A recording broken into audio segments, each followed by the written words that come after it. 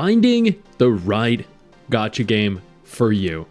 This feels like an impossible feat. There are so many gacha games out there that vary in terms of graphical style, combat style, aesthetic, monetization, that you're often left wondering, what the hell do you play? I get it. I was there, but after having started this channel, I've pushed through several hundred different gacha games over the course of the last, what, like 2.5, 3 years of the channel existing, which is crazy. So let me take a minute here to walk you through the gacha games that I play right now, or the gacha games that I've played very recently that I really, really enjoy, that I recommend that you should play if you're looking for something to play. These fill a variety of different niches, subgenres, entire game styles.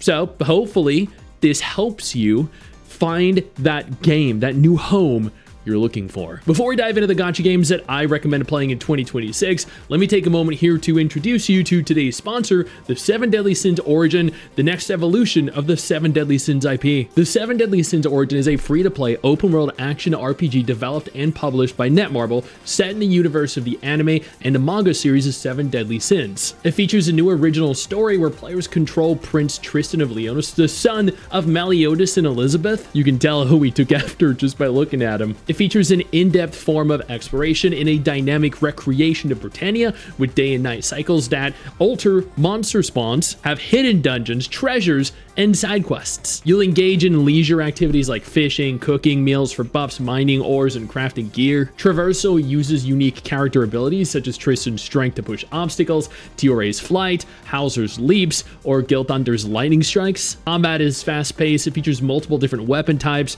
for different characters with customizable styles, elemental abilities, special attacks, combos, and ultimate abilities, demon transformations. The options are endless. It is also fully cross-platform compatible, allowing you to play by yourself or with other people in co-op modes on PC, mobile, and PS5. The game officially released as of March 16th for PC via Steam and for PS5, with Android and iOS releasing on March 23rd. So play right now for free by clicking that link down below before it's too late to grab a ton of goodies. Let's start this off with Aether Gazer. This is an action gacha that allows for you to deploy 3 different characters at the same time. It features an instance world, which means that it's not open, there's not really anything to explore, has a fun story, it's very free to play friendly, and ultimately it has been enjoyable every single time that I have gone back to play it. Arknights is arguably the, and undeniably the best tower defense gacha game there is. You will not find anything better. It has incredible looking character models, very difficult, very challenging combat. The devs themselves are very generous. There is always so much going on. This game, it doesn't, for the most part, even feel like a tower defense game. The tower defense is the main combat style, but there's just so much more to this game than just that singular game mode. Arknights Endfield is a semi-open world action gacha game. It is one of the newest release gacha games this year and is also one of the better ones.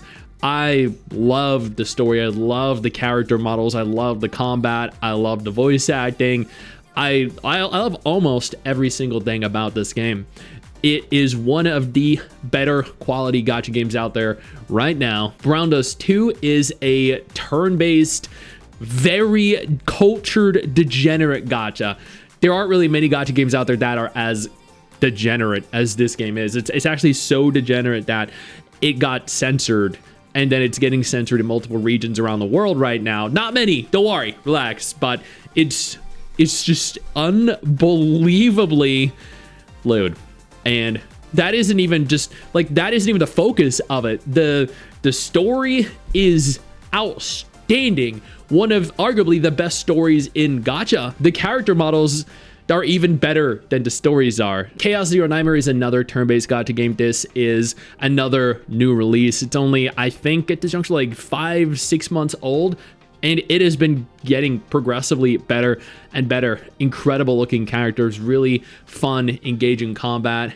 I wish that the Chaos mode, which is one of the game modes in the game, a focal point of the game, but I wish that mode had like an auto battle feature because it's very time consuming. But for players that like actually devoting time to their games, that right there, that is going to blow your mind. because this to date has been one of the 5 gacha games that I continue to log into every single day, and it has not let me down yet. Guardian Tales is a game that isn't like any other game you've played.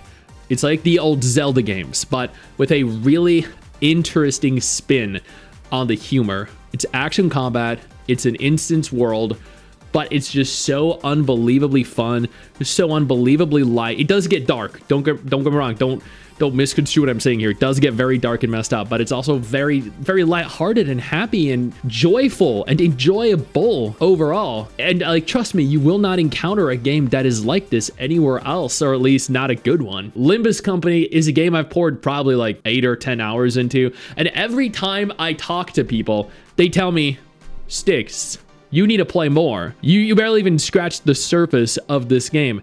Everyone seems to love it. Everyone seems to talk positively about it. And from what I played, goddamn is it challenging. Goddamn is it overwhelming, but not in a bad way, in the way that it leaves you wanting more. I just at the time didn't have time to actually devote to it, but I will soon. Morimens is a game I've poured 250 hours into over the course of the last, I'd say, 3.5 months. And that's because it is just really that good. It's this turn-based, dark, messed up, eldritch, horror-themed, grotesque, roguelike card building game that really has no right to be as good as it is. But it really is. It's often overlooked. I don't know why. I guess because it's just not as big or popular as other gacha games. But people are, I think, doing themselves a disservice by not playing it. It really is one of the better gacha games out there that I think a lot of people sleep on, that if they actually took the time to play it and play it properly, we're talking like clearing at the least the first 5, 6, 7 chapters, would really, really enjoy. NIKKE is my #1 gacha game. It has one of, if not the best story in all of gacha.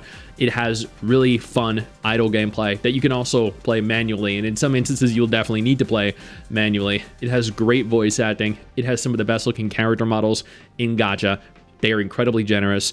The gacha itself is good. There's a lot to do. They're constantly introducing so many events. They're having so many collabs. This game does more and has more than almost anything else, and I think a lot of people misjudge it by thinking that it's just a Gunner gacha game. And it is. There's no denying it is a Gunner gacha game, but at the same time, it's also so much more. Path to Nowhere is essentially Arknights, but darker and grittier, with more, like, less anime looking and more like a realistic adult looking characters. And honestly, it's really freaking good. Like, these are the 2 tower defense gacha games that I play. If you don't like Arknights, but you like tower defense gachas, you'll like Path to Nowhere, and vice versa. This game is just unbelievably good. And if I didn't play Arknights, this is what I would be playing. Punishing Gray Raven is, by many people, considered to be the best action gacha game in the entire genre. It has a good story. Admittedly, it gets good. It doesn't start off good.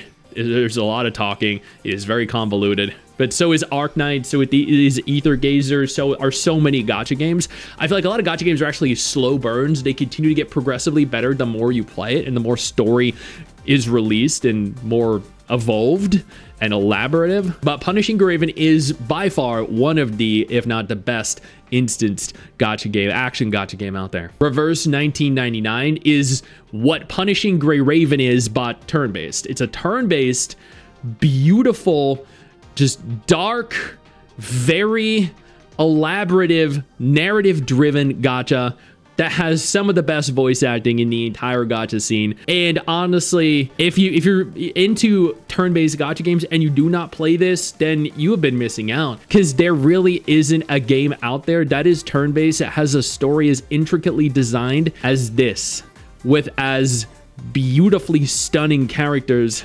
as this. Now, we're not talking degenerate, we're not talking lewd, we're not talking cultured, we're talking just beautiful characters. Star Savior. Okay, well, Star Savior is very different in terms of characters. They definitely are degenerate, they definitely are Gunner, they definitely are cultured, but this game is a turn-based instance gacha that's very narrative driven, that also has that Uma Musume narrative or Uma Musume style of like character training and progression that is just probably the best gacha game that is released this year outside of Arknights Endfield. this is so unbelievably good. I've poured in 60 hours in 4.5 days. So yeah, if you love turn-based gacha games and you love Uma Musume or you love attractive women, then this game right here, this is something you need to be playing. Wuthering Waves is the other gacha game that is considered to be the best action gacha game in the world. This is what I consider to be the best action gacha game. Incredible story. Again, it does not start off incredible, but incredible story now. Insane voice acting. Very, very good, very high quality action combat. I personally think it's the best. Their world, because it is open world, their world is, there's so much to see, so much to do, so much to accomplish and explore, so many ways of doing it. Flight, swimming, the motorcycle. I mean, if you're not playing Wuwa, then you're missing out on the best open world experience in gacha. And finally, Zenless Zone Zero. I admittedly haven't played nearly as much of this as I should have. It's a very fun game. I love the action combat. It's like, it's an instanced gacha, but it kind of has a bit of an overworld to explore as well. Great voice acting, very degenerate, very gooner, very cultured characters. It also has a good narrative. They removed and improved on a lot of the issues that players had at launch, and the game has ultimately become a very good, very successful game since. And that is every gacha game that I think right now is worth playing. There are some other fun games out there, like Infinity Nikki is a decent game, Girls Frontline 2 is a decent game, Stella Sora is a decent game, Do It at Abyss, if you consider that a gacha game, is a decent game. You have so many that you can play. Uma Musume is another one, but there are so many gacha games you can play. These are the ones that I have played and that I've played a lot of, that I think are the exceptions, or the games that truly stand out amongst a sea or an ocean of mediocrity. Huge thank you to PlayStation and Netmarble for sponsoring this video. If you want to play the 7 Deadly Sins Origin, then make sure to click that link down below and join me. I know you think that you just hit the end of the video, and technically, yeah, you have. And I know your first reaction is to close out of it at this juncture, but don't. No, instead, I urge you to take a moment here and click one of the videos on screen that are coming up in just a moment, so you remain up to date with everything going on in the gacha genre. Trust me, you are not going to regret doing so. Stay flaccid.